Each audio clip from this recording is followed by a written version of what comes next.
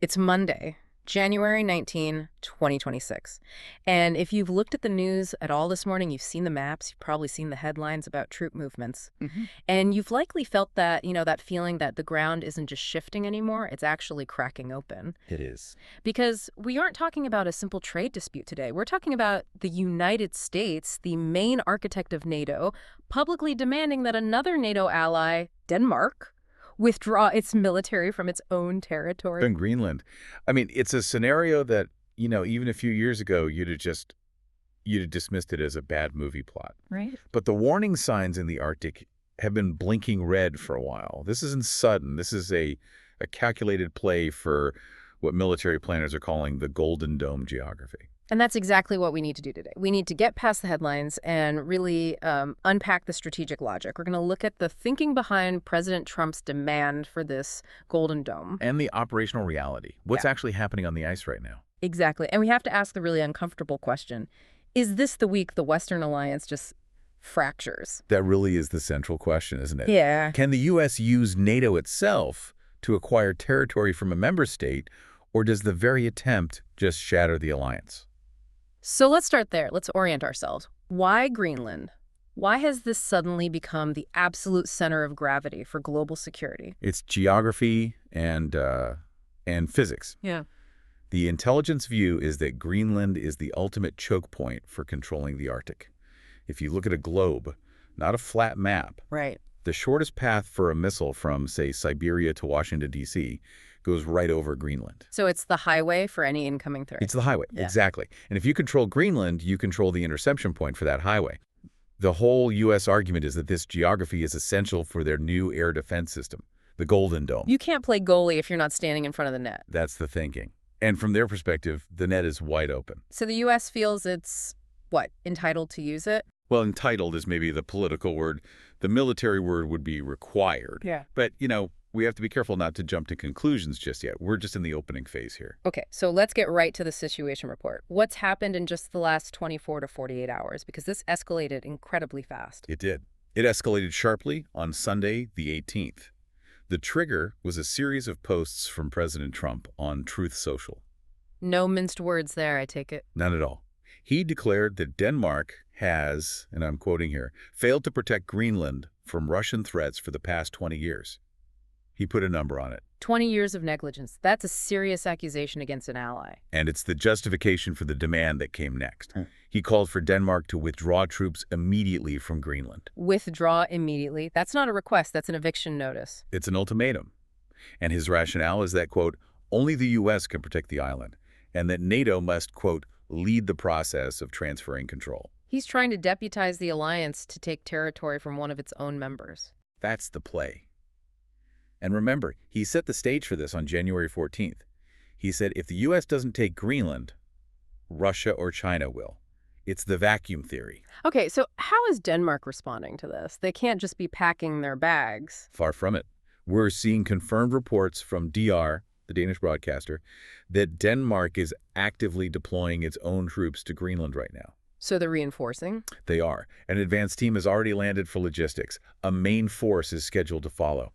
The Danish Minister of Defense has already addressed Parliament about it. They're digging in. And it's not just the government, right? There were those protests on Saturday. That's right. Significant civil unrest. Thousands in the streets in Danish cities. The slogan was, "Leave Greenland alone." So the government is under huge domestic pressure to stand firm. Let's talk about the operational side of this, because there's a huge disconnect in how the U.S. and Denmark see the current defenses. Trump made that comment about the serious dog sled patrol. He did. He called them two dog teams and said they were insufficient. And that feels like it misses the entire point of what they are.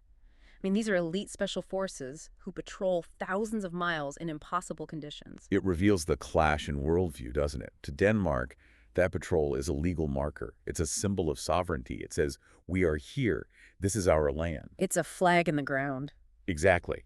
But to the White House, looking at satellite feeds and threat assessments, they see a guy on a sled and think, that doesn't stop a hypersonic missile. For the Golden Dome, that's an unacceptable capability gap. It's a clash between international law and raw firepower. And you have to understand the physics of this Golden Dome to understand why the U.S. is willing to risk this crisis. This isn't just a radar station. It's an integrated kill web. Okay, a kill web. Break that down. Think of it like Israel's Iron Dome, but on a planetary scale. To hit a hypersonic missile, you have a very, very short window during its glide phase. And that window is over the Arctic. Right over the Arctic. If you try to shoot from, say, North Dakota, you're just chasing it from behind, you'll miss. You have to be positioned in the flight path to hit it from the front or the side. And if you don't control the Greenland ice sheet... You have a massive hole in your shield. And the U.S. argument is that you can't trust that hole to an ally with dog sleds, no matter how tough they are. You need American boots, American hardware, right there. Which brings us back to his other point. If we don't do it, Russia or China will. Is that a real threat, or is that just a way to scare NATO into compliance? It's a bit of both. The immediate military threat is Russia.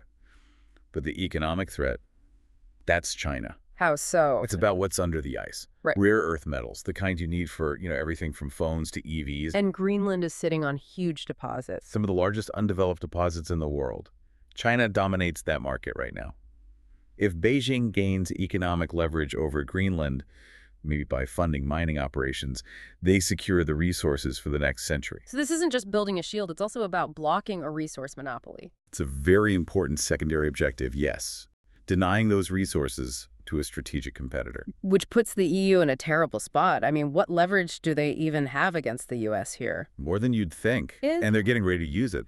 The EU is preparing a massive countermeasure. Retaliatory tariffs on over $100 billion of U.S. goods. $100 billion? That's not a slap on the wrist. That's a full-blown trade war. It's an economic conflict. And remember, Trump has already threatened to raise tariffs on any country that doesn't support the move.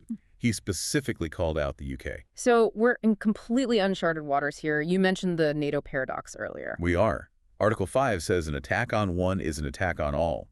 But what happens when the attack, a diplomatic and economic one, comes from the leader of the alliance? And Trump's argument is that this actually makes NATO stronger. He said, NATO will be much stronger and more effective if Greenland is in U.S. hands. He's trying to argue that violating a member's sovereignty is necessary for the collective security. Is anyone in Europe buying that? Almost no one.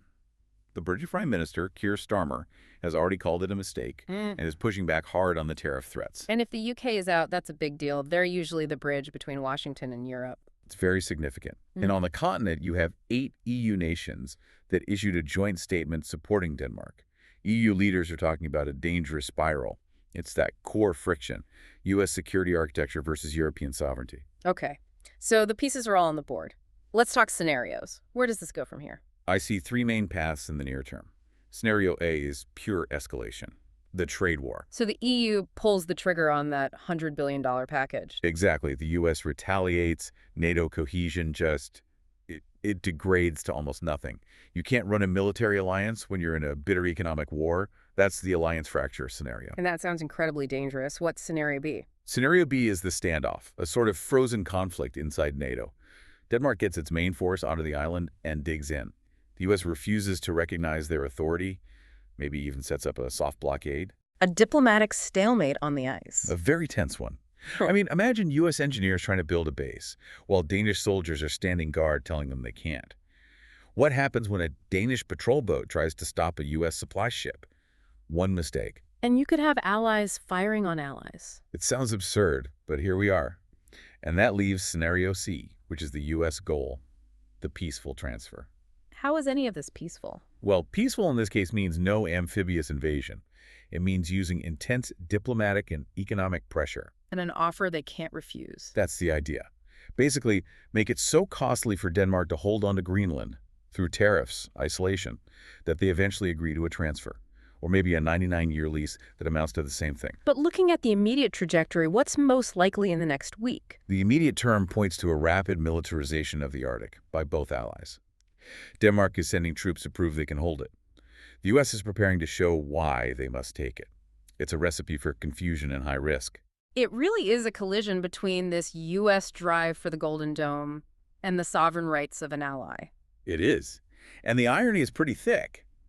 President Trump's whole justification was that for 20 years, Denmark failed to counter the Russian threat. Right. But now, today, Denmark is finally sending a main military force to the island. They're finally doing it. So the final question for our listeners to think about is this.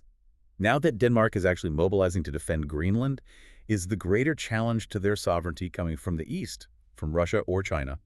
Or is it coming from their oldest and most powerful ally in the West? A sobering thought. We'll be watching the tariff markets and the troop movements very closely. Stay tuned.